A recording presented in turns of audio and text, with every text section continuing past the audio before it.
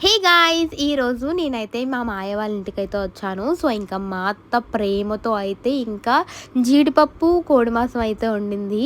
So, ఏంటి మీరు నవరాత్రుల్లో చికెన్ తింటున్నారా అంటే, నవరాత్రులు ముందు వీడియో ఇది పెట్టడం అయితే నేను మర్చిపోయాను. కూర రెడీ అయ్యేలోపు మేమందరం మంచిగా మూవీ పెట్టుకొని అయితే ఎంజాయ్ చేస్తున్నాం. మా చెల్లికి టీవీ ఉంటే చాలు, ఇంకెవ్వరు అక్కర్లేదు. చూసారా ఎలా దాకుందో.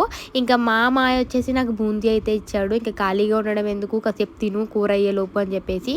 ఇంకా ఫైనల్లీ కూర అయితే అయిపోయింది. ఇంకా ఈలోపు బయట ఎవరో చుట్టాలు వస్తే మా మమ్మీ ఇంకా మా అత్త కలిసి మాట్లాడుతున్నారు. మా అత్త అయితే నన్ను అసలు పెట్టద్దే వీడియోలో అంది. మనం ఊరుకుంటామా, ఇంకా అలాంటప్పుడే పెట్టేయాలి కదా. ఇంకా ఫైనల్లీ ఇంకా అందరం కూడా కూర్చున్నాము నీట్గా బయట అరుగు మీద చేప వేసుకుని. ఇంకా ఇలా మేమందరం మా ఫ్యామిలీ టైంని అయితే స్పెండ్ చేస్తున్నాము.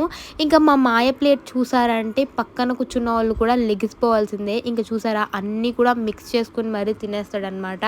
పప్పు, చారు, చికెన్ కర్రీ అన్నీ కూడా. ఇంకా నా కోసం అయితే మా అత్త పప్పు అనేది చేసిందనమాట. పప్పు ఆవకాయ వేసుకుని ఇంకా నేను మంచిగా తినేస్తున్నాను.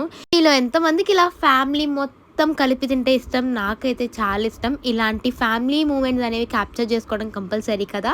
ఇంకా మధ్యలో మా చెల్లి చేత నేను థమ్స్అప్ కూడా తెప్పించుకున్నాను.